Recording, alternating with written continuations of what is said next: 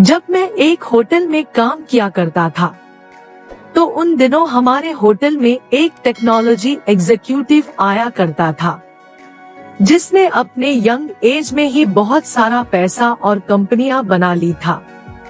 लेकिन वह पैसों की कदर नहीं करता, पैसे के प्रति उसका व्यवहार बहुत ही स्टूपिड था। वह हर समय अपने पास नोटों की बंडल लेकर घूमता और शराब के नशे में हमेशा धूत रहता और अपने अमीर होने का दिखावा करता।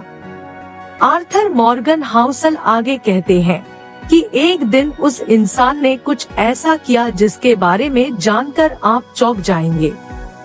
दरअसल वह इंसान अपने दोस्तों को एक नोटों की गड्डी देकर कहता है कि इसे सोने के सिक्के में कन्वर्ट करके लाओ। उसके बाद वह अपने दोस्तों के साथ मिलकर उस सोने के सिक्के को समुद्र में फेंकते हैं और गेम खेलते हैं। कौन गोल्ड कॉइन्स कितना दूर फेंक पाता है। पैसों के साथ उसका यह व्यवहार उसे जल्द ही बैंकरप्ट बना देता है। आर्थर मॉर्गन हाउसल अपने बुक में एक दूसरी कहानी भी बताते हैं कि अमेरिका गांव का एक साधारण व्यक्ति जिसका नाम रोनाल्ड जेम्स था, जिसने 25 वर्षों तक गैस स्टेशन पर कारों की मरम्मत की, 17 वर्षों तक फर्श पर झाड़ू लगाया।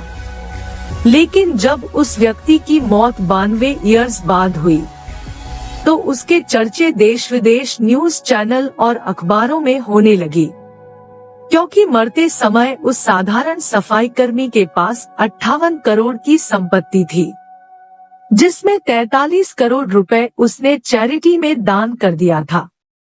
बाकी के 15 करोड़ रुपए अपने सौतेले बच्चों के लिए छोड़ गया था।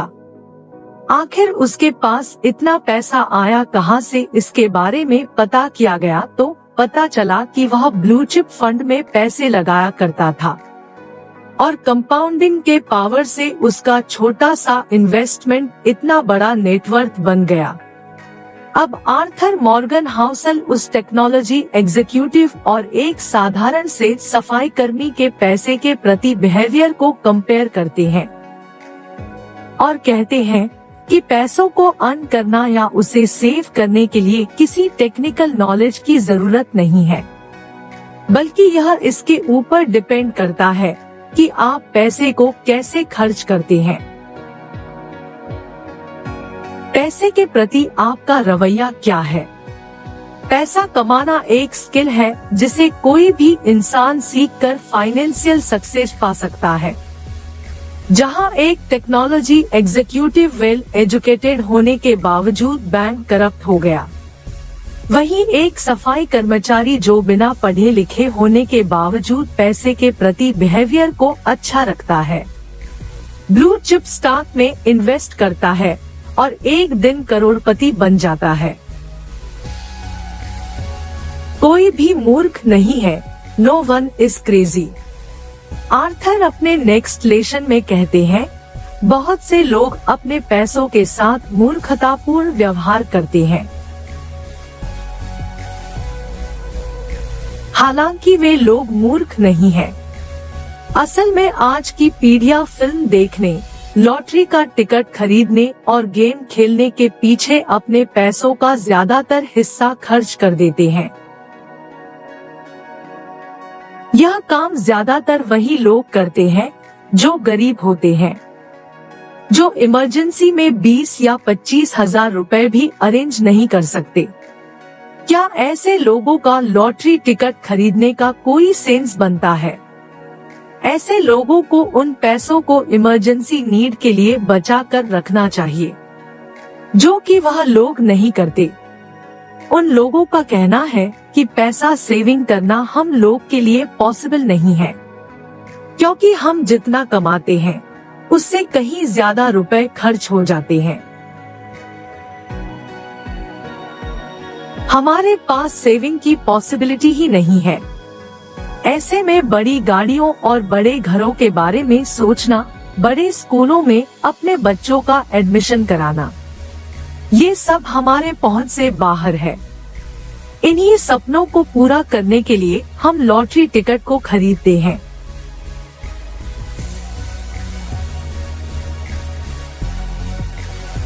आपको यह बात मूर्खतापूर्ण लगेगी, क्योंकि जिस चीज को कोई पाना चाहता है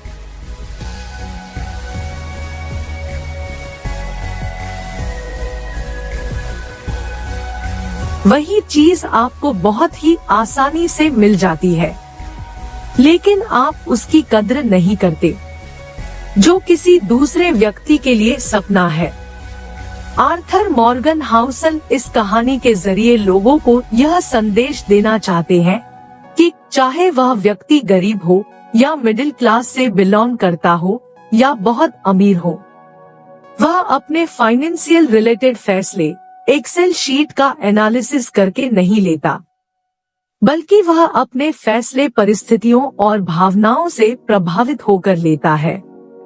ऐसा हो सकता है जो फैसले मैं लूं वह आपको मूर्खतापूर्ण लगे, या यह भी हो सकता है जो फैसले आप ले वह मुझे मूर्खतापूर्ण लगे। लेकिन हमारी फाइनेंशियल सक्सेस या ग्रोथ इस बात पर डिपेंड करती है कि हम परिस्थितियों और भावनाओं के ऊपर नियंत्रण रखते हुए अपने पैसे को किस तरह से मैनेज या सदुपयोग करते हैं। भाग्य और जोखिम, लक एंड रिस्क।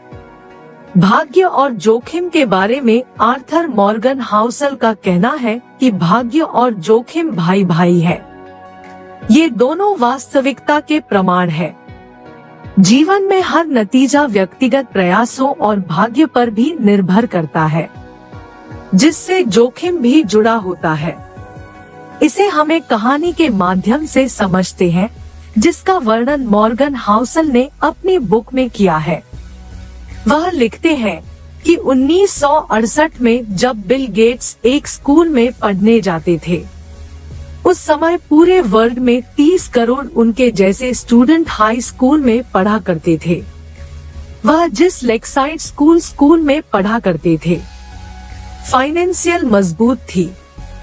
उनके पास बच्चों को सिखाने के लिए कंप्यूटर भी था। बिल गेट्स उस दौर के लकी स्टूडेंट थे जिन्हें कंप्यूटर सीखने का मौका मिला। ऑन रिकॉर्ड बिल गेट ने एक इवेंट में यह बात कही थी, अगर लेकसाइड स्कूल नहीं होता तो शायद मेरी कंपनी माइक्रोसॉफ्ट भी नहीं होती। इस प्रकार से बिल गेट्स के सक्सेस होने के पीछे बहुत सारे फैक्टर थे, लेकिन उसी में से लक एक था। बिल गेट्स अपने स्कूली दोस्त केंट इवंस के बारे में कहते हैं, अगर केंट ने मेरे साथ ही स्कूल छोड़ दिया होता तो आज वह मेरे कंपनी माइक्रोसॉफ्ट के फाउंडर होते। लेकिन उन्होंने अपनी पढ़ाई जारी रखी और माउंटेन क्लाइंबिंग के दौरान उनकी मौत हो गई। उन्होंने उस जोखिम का सामना किया जो लाखों में से कोई एक व्यक्ति करता है, क्योंकि माउंटेन क्लाइंबिंग करने लाखों लोग जाते हैं।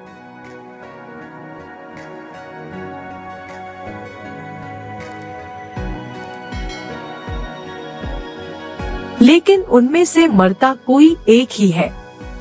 इस प्रकार से लेखक मॉर्गन हाउसल भाग्य और जोखिम को समझाते हैं, जिसका मतलब यह हुआ कि बिल गेट्स के सफलता के पीछे उनके भाग्य का हाथ है।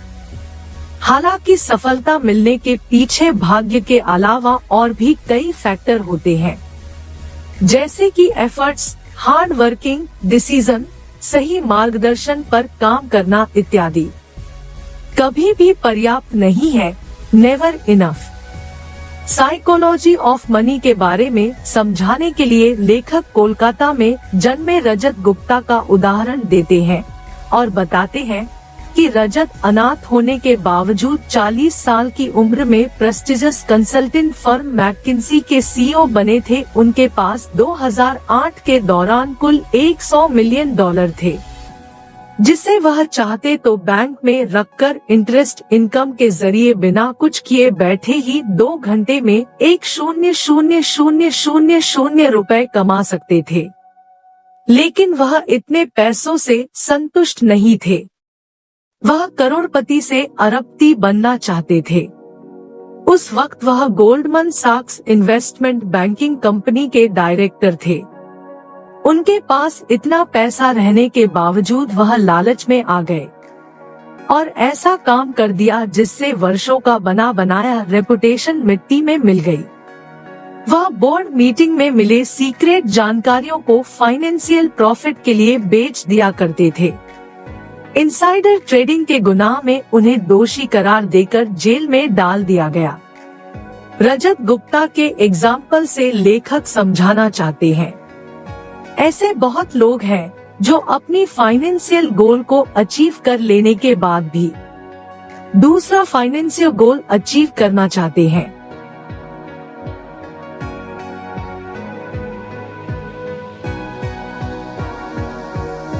ऐसे लोग रुकते ही नहीं हैं।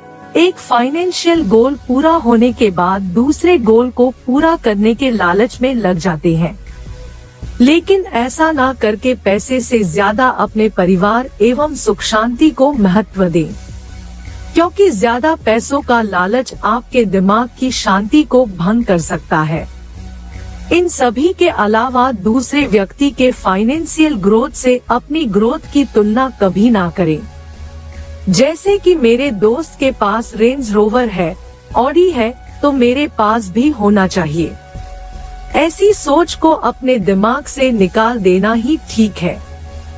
Money compounding, the psychology of money compounding के विषय में लेखक का कहना है कि वॉरेन बफेट जब बच्चे थे तभी से स्टॉक मार्केट में इन्वेस्ट करते थे।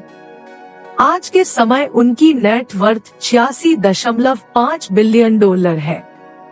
इसमें से उन्होंने 81.5 बिलियन डॉलर रिटायरमेंट यानी 60 वर्ष की उम्र में इकट्ठा की है।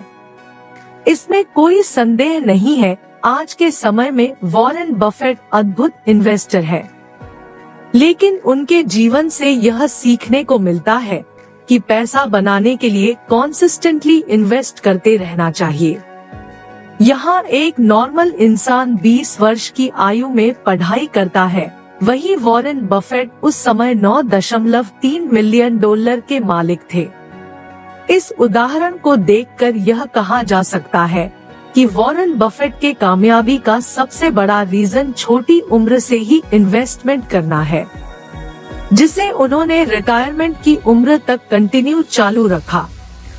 अमीर बनना vs अमीर बने रहना, getting rich vs staying rich. Arthur Morgan Housel अमीर बनना या कंटिन्यू अमीर बने रहना के विषय में उनका कहना है कि अमीर बनना बहुत आसान है, लेकिन हमेशा अमीर बने रहना इतना आसान नहीं है, क्योंकि ज्यादातर लोग बिजनेस स्टार्ट के बाद कुछ दिनों में फेल हो जाते हैं। ऐसे बहुत सारे सेलिब्रिटी हैं जिन्होंने फाइनेंशियल ग्रोथ किया, लेकिन समय बीतने के बाद ही ब्रोक हो गए। वह अपनी अमीरियत बरकरार नहीं रख सके, इसलिए अपने career, business field, stock market, investing के क्षेत्र में सक्सेस पाने के लिए सबसे ज्यादा जरूरी यह है कि हम लंबे समय तक सरवाइव कर सके। इसे आप समझने के लिए वॉरेन बफेट का उदाहरण लिया जा सकता है। हम ऐसा इसलिए कह रहे हैं, वॉरेन बफेट के साथ ऐसे बहुत सारे इन्वेस्टर्स थे जिन्होंने स्टॉक मार्केट में इन्वेस्ट किया, लेकिन वॉरेन बफेट की तरह कामयाबी हासिल नहीं कर सके। इसका मुख्य कारण यह रहा कि वह लंबे समय तक स्टॉक मार्केट में सरवाइव नहीं कर सके, जिसकी वजह से वह लोग फेल हो गए। The psychology of money in Hindi से हमें सीखने को मिलता है, अमीर बनने के अनेक रास्ते हैं, लेकिन कंटिन्यू अमीर बने रहने के का एक ही तरीका है, पैसों की इज्जत करना, उन्हें सही जगह पर इस्तेमाल करना। आपके पास जो भी है उसी में खुश रहना सीखे, हम्बल और बने रहना। दोस्तों, ये थी आर्थर मॉर्गन हाउसल द्वारा लिखी गई book the psychology of money book summary इन हिंदी, धन संपत्ति का मनोविज्ञान का बुक समरी। आपको psychology of money book summary कैसे लगी, हमें कमेंट करके जरूर बताएं। और लेटेस्ट वीडियो को देखने के लिए हमारे YouTube चैनल को सब्सक्राइब करना न भूलें। अपना बहुमूल्य समय देने